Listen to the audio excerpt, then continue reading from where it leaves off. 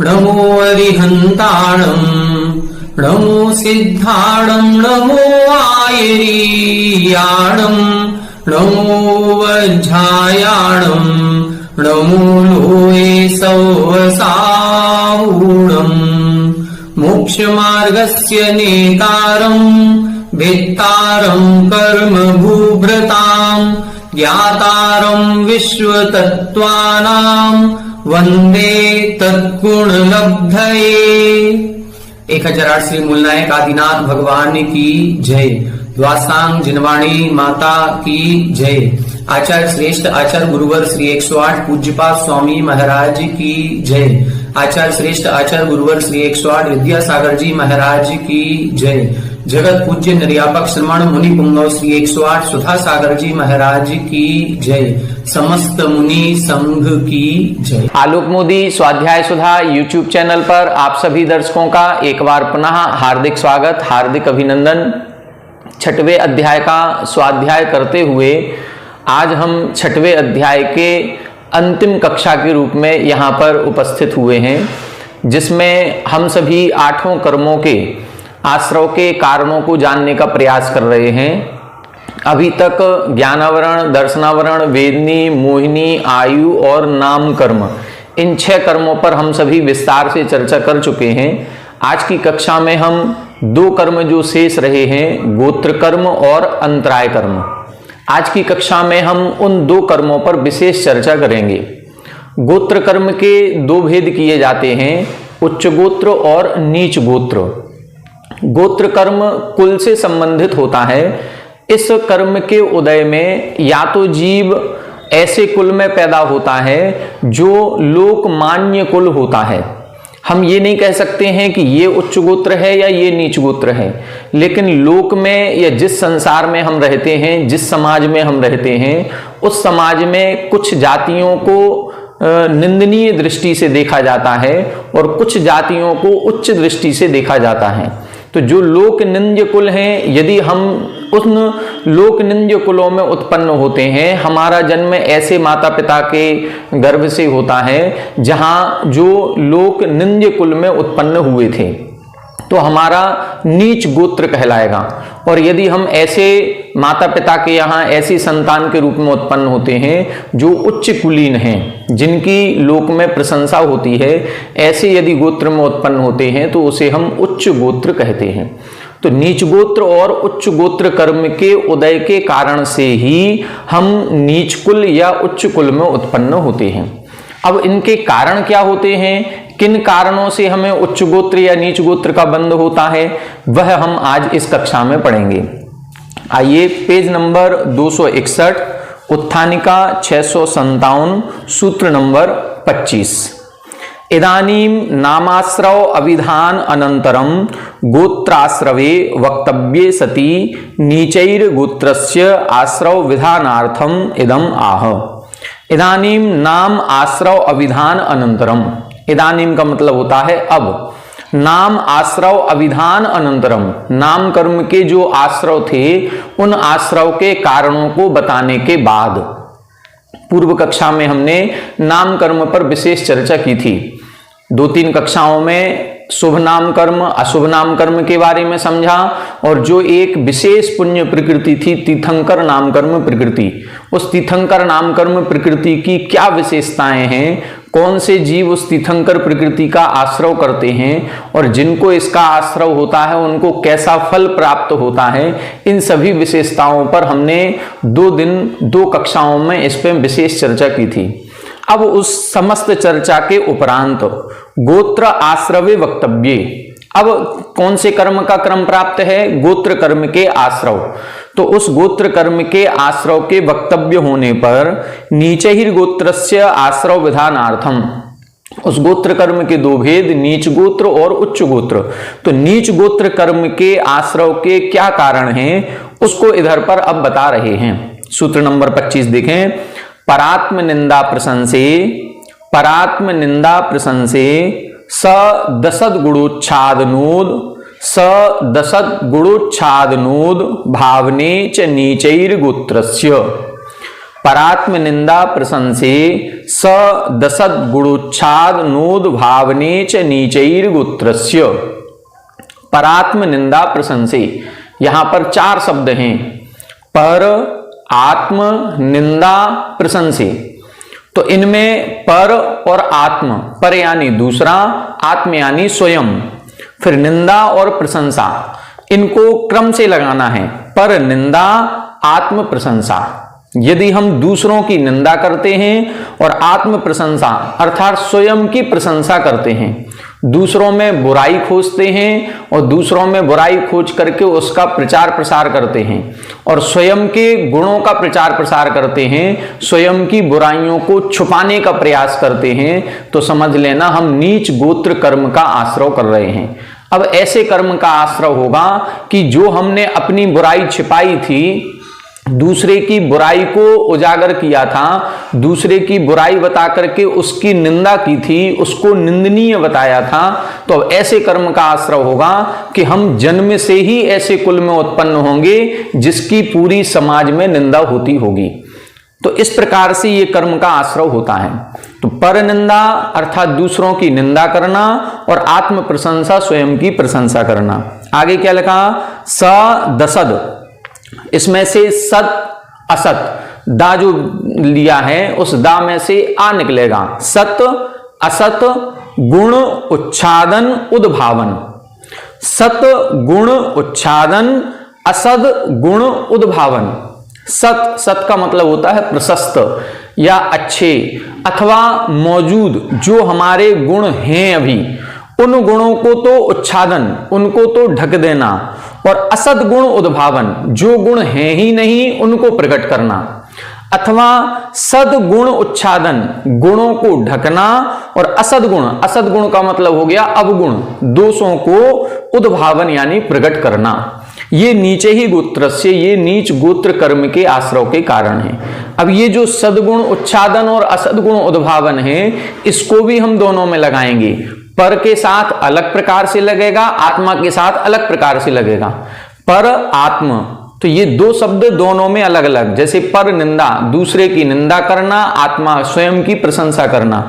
इसी प्रकार से पर गुण उच्छादन, जो दूसरे के गुण थे उनको तो ढकना, और पर असद गुण उद्भावन, दूसरों के जो दोष थे उनको प्रकट करना। स्वयं के संबंध में क्या होगा, स्वयं के संबंध में अपने गुणों को प्रकट करना और अपने दोषों को छिपाना। तो जब हम अपने दोषों को छुपाएंगे, गुणों को प्रकट करेंगे, अथवा दूसरों के गुणों को छुपाएंगे, दूसरों के दोषों को प्रकट करेंगे, दूसरों की निंदा करेंगे, स्वयं की प्रशंसा करेंगे, तो फिर ऐसे कर्म का बंध हमको होगा कि हम जन्म से ही ऐसे कुल में उत्पन्न होंगे जहां कोई हमारी प्रशंसा नहीं करेगा। संपूर्ण समाज में वह कुल निंदनीय ही माना जाता है, ऐसे कुल में हमारी उत्पत्ति होगी। टीका देखेंगे इसकी, पेज नंबर 262, उत्थानिका 658।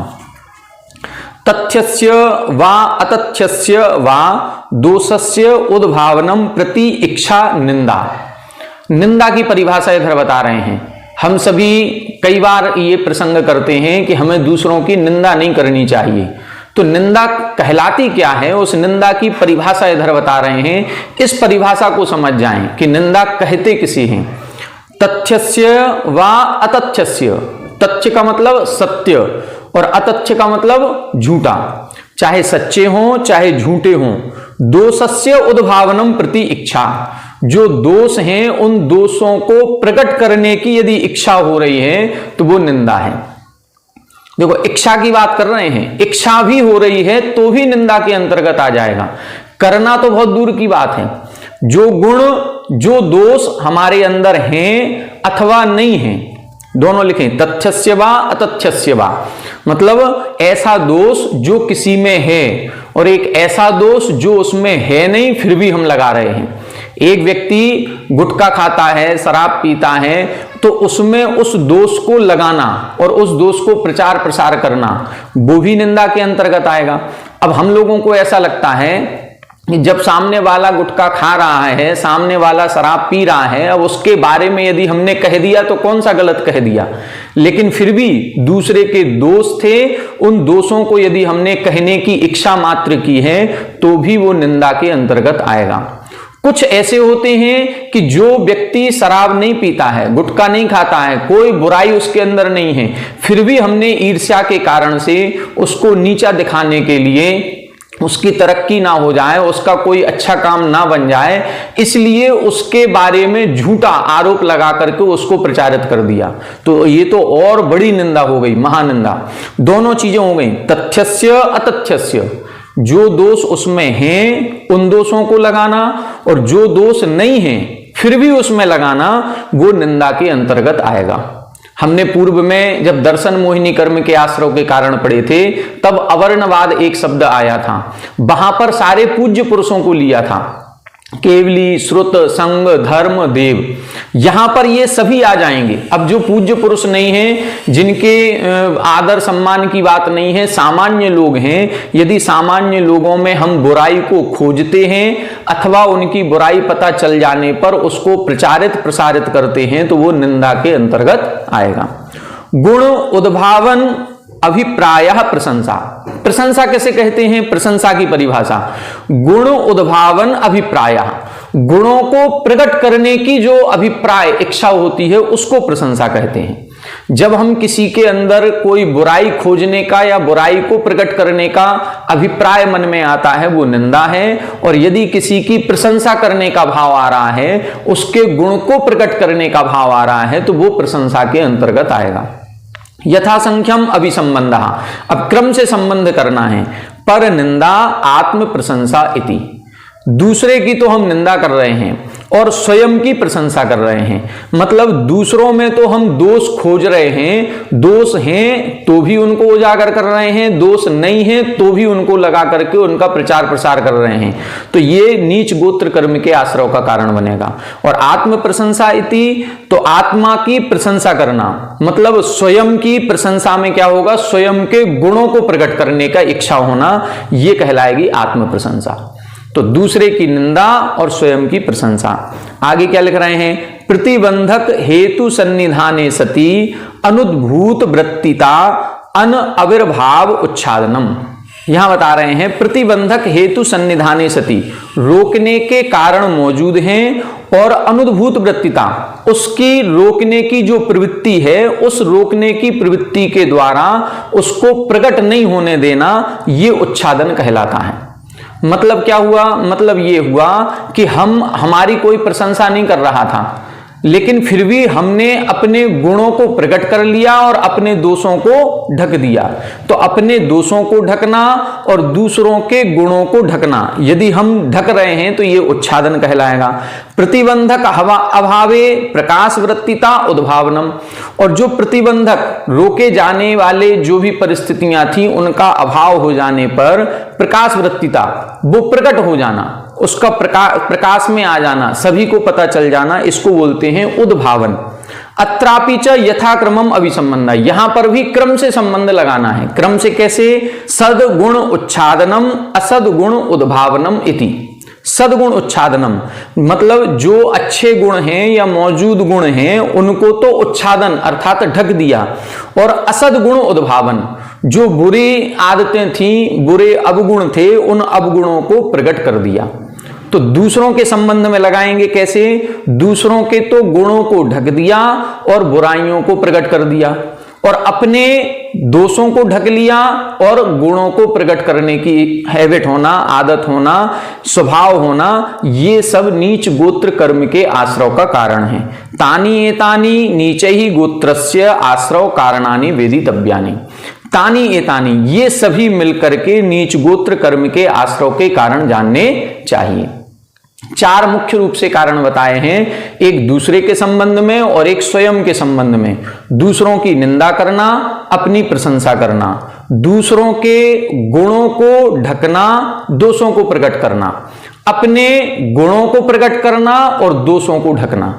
तो इस प्रकार से यदि ये क्रियाएं हो रही हैं तो ये नीच गोत्र कर्म का आश्रव के कारण बनेंगे।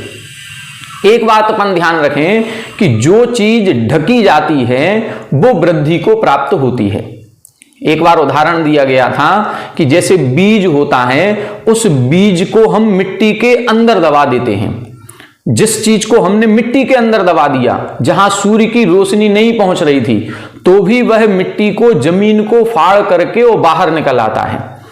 जिसको हमने दबाने का प्रयास किया वो बड़ी स्पीड में बढ़ता है और वृद्धि को प्राप्त होता है। अब हमको ये देखना है कि हम अपने किस चीज को ढक रहे हैं। हम लोगों की एक आदत या स्वभाव होता है कि हम अपनी बुराइयों को ढकने का प्रयास करते हैं। यदि हम बुराइयों को ढकेंगे तो बुराइयां बहुत स्पीड में बढ़ेंगी, हमारे अवगुण और बढ़ेंगे। यदि हम अवगुण, जितने हमारे दोष हैं, उन दोषों को जितना जितना ढकेंगे उतना उतना हमारे अंदर दोषों में वृद्धि होगी। और यदि हम अपने गुणों को ढकेंगे तो हमारे गुणों में वृद्धि होती है। तो हमें वृद्धि किस में करनी है? दोषों में करनी कि गुणों में करनी? जिस चीज में हमें वृद्धि करनी है उस चीज को हम ढकने का प्रयास करें। हम यदि अपने गुणों को ढकेंगे तो हमारे दिन प्रतिदिन गुणों में वृद्धि होगी। और यदि हम दोषों को ढकेंगे, हम ये सोचेंगे कि हमारी बुराई किसी को पता नहीं चल जाए, तो समझ लेना वो बुराई दिन प्रतिदिन बढ़ती जाएगी और एक ना एक दिन फिर बाद में जाकर के वो प्रकट हो ही जाती है।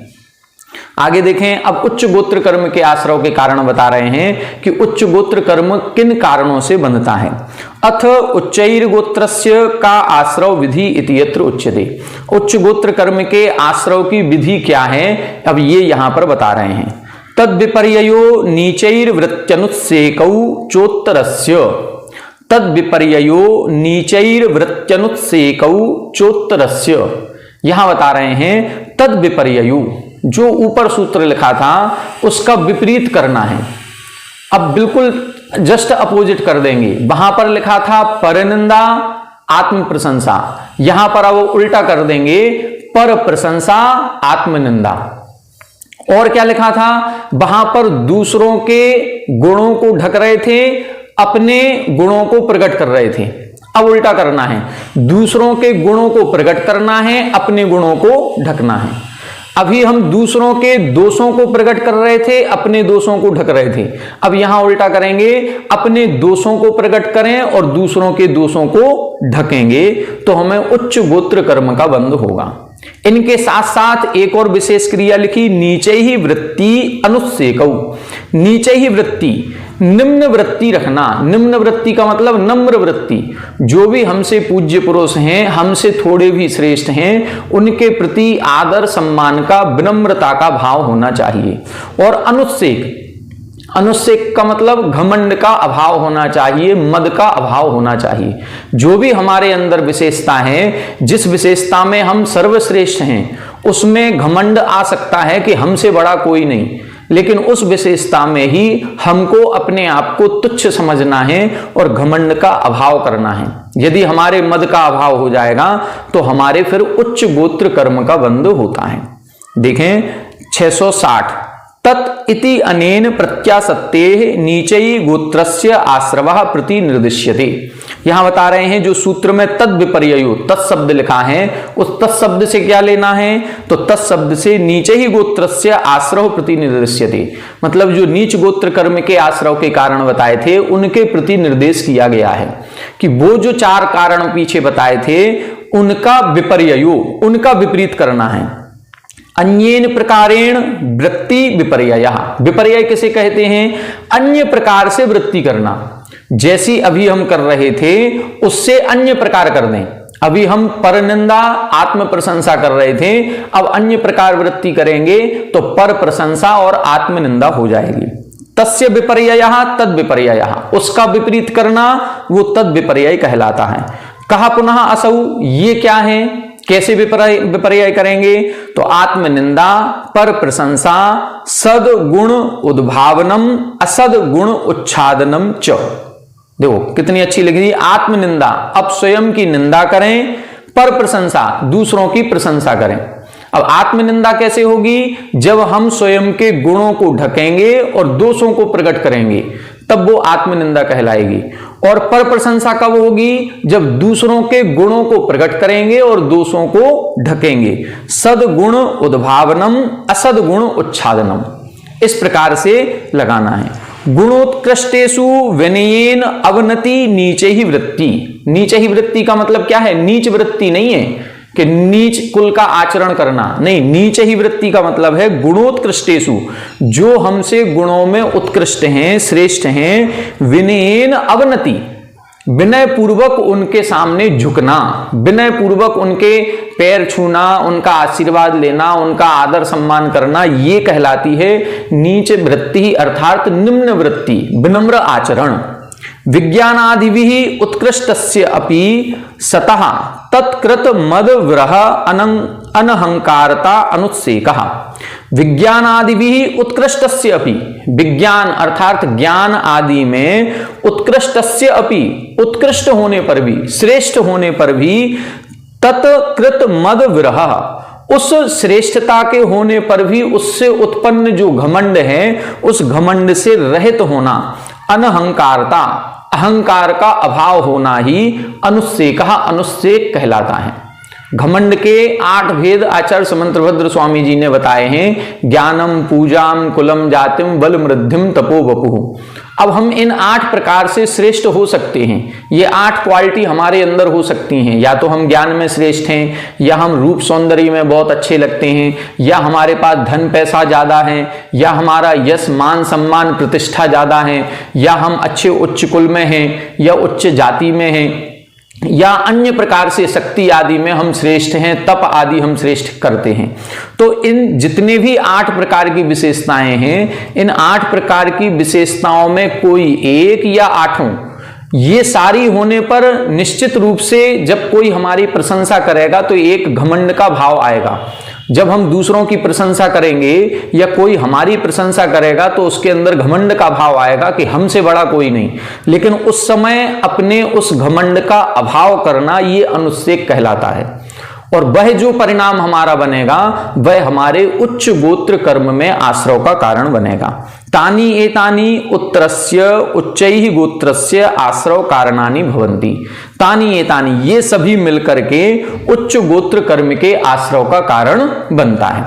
अब यहां पर उल्टा उस तरफ भी लगा लें, जैसे तद विपर्ययो लिखा है, तो यहां पर जो 2 चीजें नहीं लिखी, कौन सी? नीचे ही वृत्ति, नम्र वृत्ति रखना, और अनुस्सेक, घमंड का अभाव होना। ये यदि उच्च गोत्र में कारण है तो इनसे विपरीत उस तरफ कर दें, वो नीच गोत्र में। यदि हमारे अंदर थोड़ा सा भी ज्ञान है, थोड़ा सा भी रूप रंग अच्छा है, या थोड़ा सा भी हमारे पास कोई अच्छी क्वालिटी है और उसका हम घमंड करते हैं, तो फिर हम दूसरे को तुच्छ समझेंगे, दूसरे की निंदा करेंगे, और फिर हमें नीच गोत्र कर्म का बंध होगा। और यदि हम नीचे ही वृत्ति अर्थात नम्र वृत्ति नहीं रखते हैं अपने पूज्य पुरुषों के साथ या अपने बड़े लोगों के साथ, जो हमसे गुणों में उत्कृष्ट हैं, उनके सामने यदि हमारा नम्र वृत्ति नहीं होती है, उनको नमस्कार करने का, उनका आदर सत्कार करने का भाव नहीं होता है, तो फिर हमें नीच गोत्र कर्म का बंध होगा। अब एक कर्म और अपना बचा है, अंतराय कर्म। इसको समझते हैं।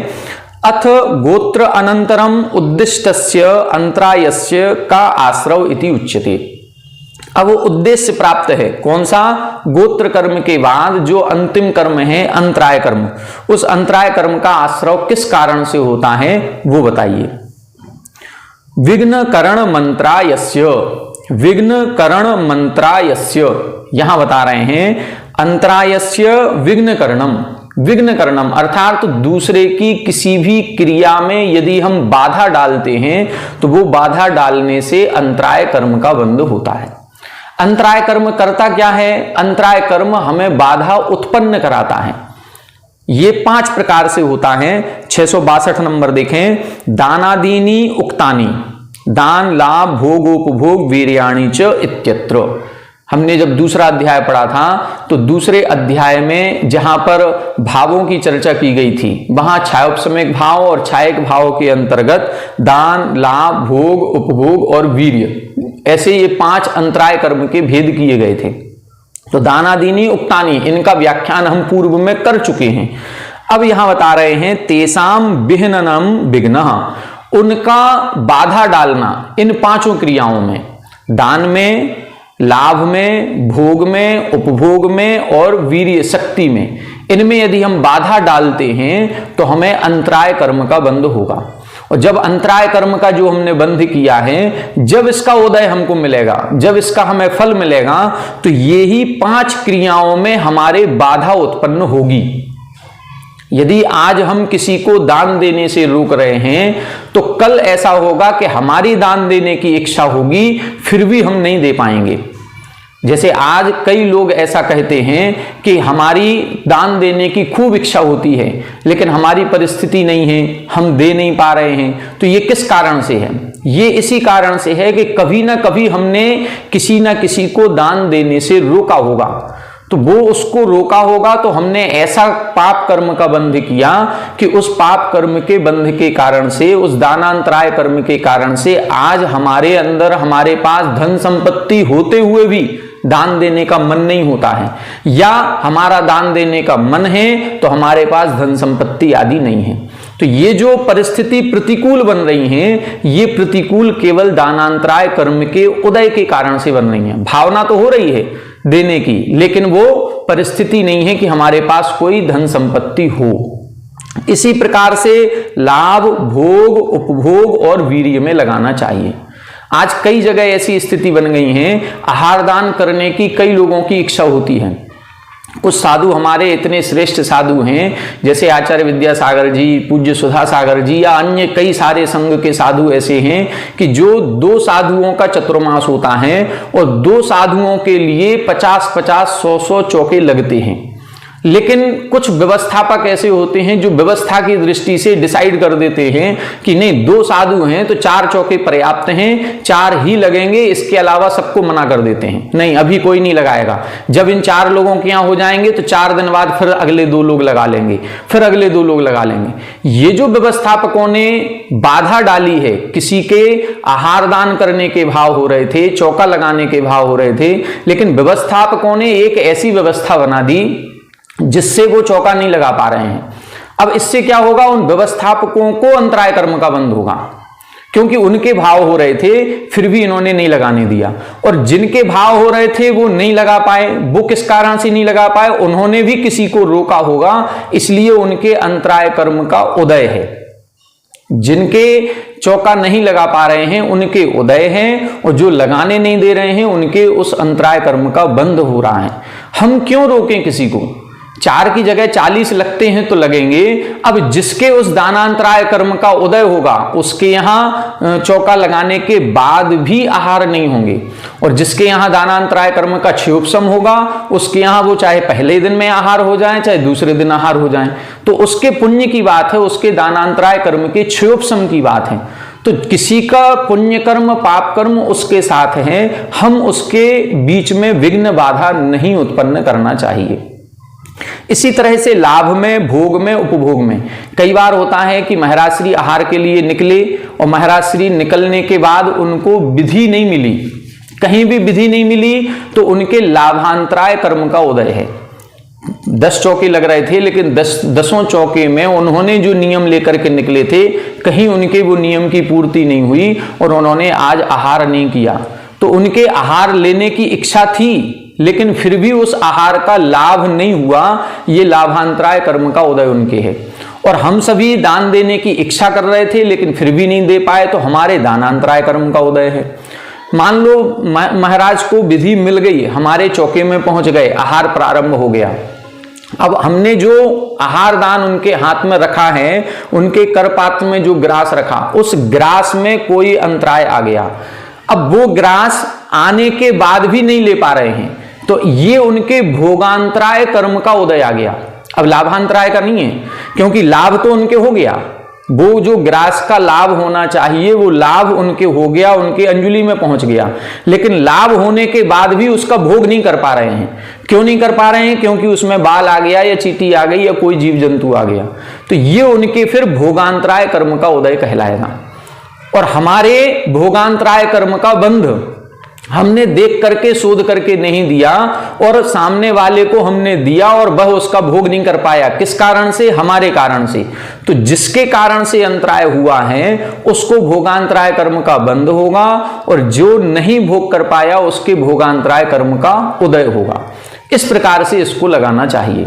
तो भोगांतराय, उपभोगांतराय। उपभोगांतराय का मतलब भोग और उपभोग में अंतर इतना है, जो वस्तु एक बार भोगी जाती है वो भोग के अंतर्गत आती है, जो बार बार भोगी जाती है उसे उपभोग कहते हैं। जो वस्त्र आदि हैं ये सब उपभोग के अंतर्गत आते हैं। कई बार ऐसा होता है कि हम नई कोई शर्ट खरीद करके लाए, हमने पहली बार पहनी और पहन करके जा रहे थे, कहीं कील में बस में फंसी और फट गई। अब हमने दोबारा वो नहीं पहन पाए। तो वो शर्ट को हम हो सकता था 20-25 बार और पहनते, लेकिन वो फट जाने के कारण से हम नहीं पहन पाए। तो हमारे उपभोगांतराय कर्म का उदय है। हमने भी किसी के वस्त्रों को फाड़ा होगा, हमने भी किसी के उपभोग में विघ्न डाला होगा, तो उस कर्म के कारण से आज हमारा ऐसा उदय में आया है। तो जो उपभोग अंतराय मतलब बार बार जो वस्तु हम भोग सकते थे उसमें जो विघ्न आ रहा है वो कहीं ना कहीं उपभोगांतराय कर्म का उदय है और हमने कुछ ऐसे किसी को न किसी के विघ्न डाला होगा, इसलिए हमने वो उपभोगांतराय कर्म का बंध किया होगा। इसी प्रकार से सभी जगह लगाना चाहिए। विघ्नस्य करणम विघ्न करणम अंतरायस्य आश्रव विधि वेदितव्यः। जो विघ्न करना है उसको अंतराय कर्म की विधि जाननी चाहिए। मतलब यदि हम किसी के भी दान, लाभ, भोग, उपभोग और शक्ति में विघ्न डाल रहे हैं तो हमारे फिर उस कर्म का बंध होगा। यदि मान लो कोई बच्चे हैं, 10 लक्षण पर्व आ रहे हैं और वह कह रहा है कि हम कल उपवास करेंगे और उसकी शक्ति है, लेकिन हम लोग मना कर देते, नहीं तुम नहीं कर पाओगे, तुम ये नियम नहीं ले पाओगे, तुम इसका पालन नहीं कर पाओगे। हमने उसको रोक दिया और यदि वह रुक गया तो हमने उसके वीर्यांतराय कर्म में विघ्न डाल दिया। अब हमारे विघ्न जो डाला था हमें उसका बंध हुआ, तो अब उसके उदय स्वरूप हम भी उस शक्ति से रहित हो जाएंगे, हम भी करते हुए वो काम नहीं कर पाएंगे। इसी प्रकार से लगाना चाहिए। अब आगे देखें, अत्र च उद्यते तत्प्रदोष निहनव आदयो ज्ञान दर्शना वर्णादीनाम प्रतिनियता आश्रव हेतवो वर्णिताः। किम ते प्रतिनियत ज्ञान वर्णादि आश्रव हेतवः एव उत अविशेषेण इति। यदि प्रतिनियत ज्ञान वर्णादि आश्रव हेतवः एव आगम विरोधः प्रसज्यते। आगमे ही सप्त कर्माणि आयुर्वर्ज्यानि प्रतिक्षणम युगपद आश्रवंती इति उक्तम। अब यहां प्रश्न कर रहे हैं, यहां प्रश्न ये कर रहे हैं कि तत्प्रदोष निहनव आदयो ज्ञान दर्शना वर्णादीनाम प्रतिनियता। आपने ये जो सूत्र लिखे हैं उसमें ज्ञानावरण कर्म के आश्रव के कारण बताए, दर्शनावरण के, वेदनी के, मोहिनी के, ये सभी के आश्रव के कारण बताए। तो ये सारी क्रियाएं होने पर केवल इसी कर्म का बंध होता है या सभी कर्मों का बंध होता है? मान लो हमने किसी की किताब पुस्तक फाड़ दी, तो वो बुक को फाड़ने पर केवल हमें ज्ञानावरण कर्म बंधेगा या अन्य कर्म भी बंधेंगे? यदि हम कहें कि नहीं केवल ज्ञानावरण कर्म ही बंधेगा तो फिर तो आगम से विरोध आएगा, क्योंकि आगम में ऐसा कहा है कि प्रति समय 7 कर्मों का बंध होता है। यदि प्रति समय 7 कर्मों का बंध हो रहा है आयु कर्म को छोड़ करके, प्रति समय 7 कर्मों का, तो यदि 7 कर्मों का बंध हो रहा है तो आप ये कैसे कह रहे हो कि नहीं केवल ज्ञानावरण कर्म ही बंधेगा?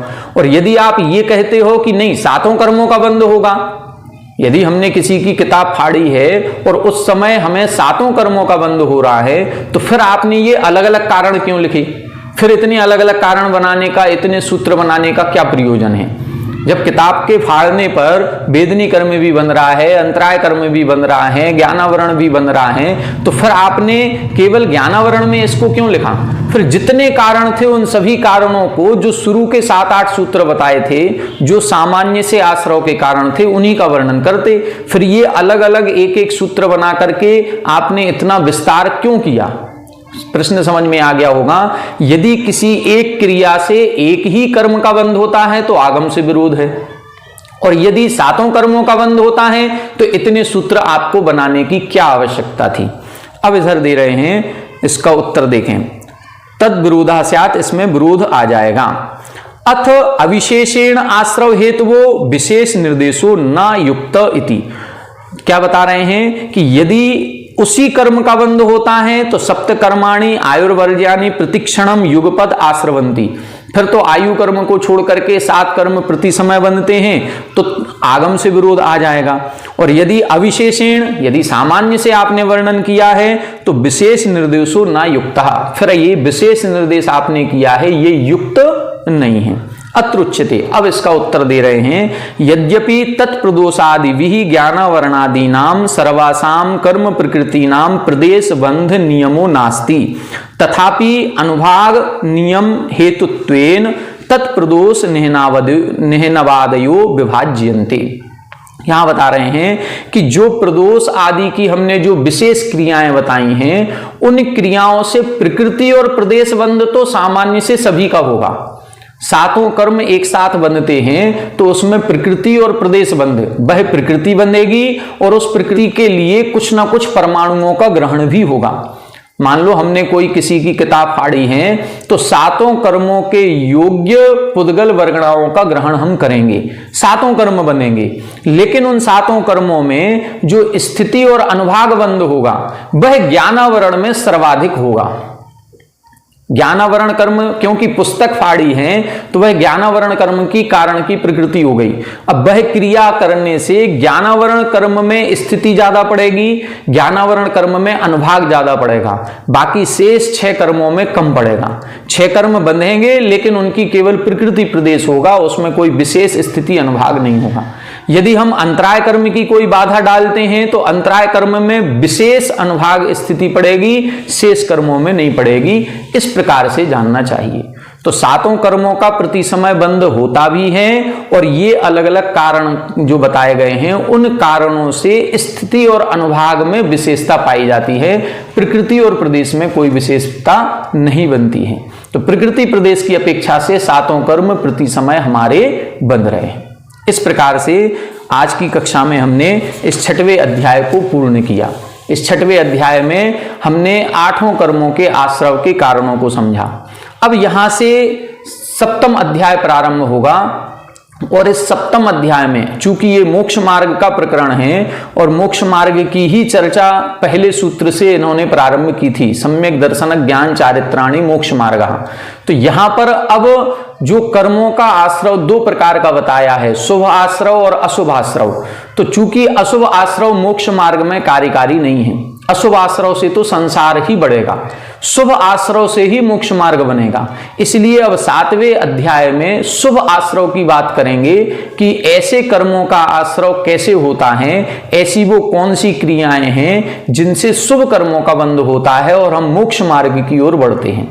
तो ऐसे व्रत चारित्र आदि का वर्णन अब इस 7वें अध्याय में किया जाएगा कि व्रत क्या कहलाते हैं, संयम क्या कहलाता है, व्रत के कितने भेद हैं, किस तरह से उनका पालन करना चाहिए, प्रत्येक व्रत के लिए किस प्रकार की भावनाएं होनी चाहिए और जो व्रत का हम पालन कर रहे हैं उसमें किस प्रकार से दोष लगते हैं, उन दोषों से हमें कैसे बचना चाहिए इत्यादि विस्तार से वर्णन इस अध्याय में आएगा। तो इस कल से अपन जो 7वां अध्याय प्रारंभ करेंगे इसमें हम व्रतों के बारे में विशेष रूप से चर्चा करेंगे। आज की कक्षा में इतना ही। आप सभी हमारे साथ बने रहें। सभी को जय जिनेंद्र।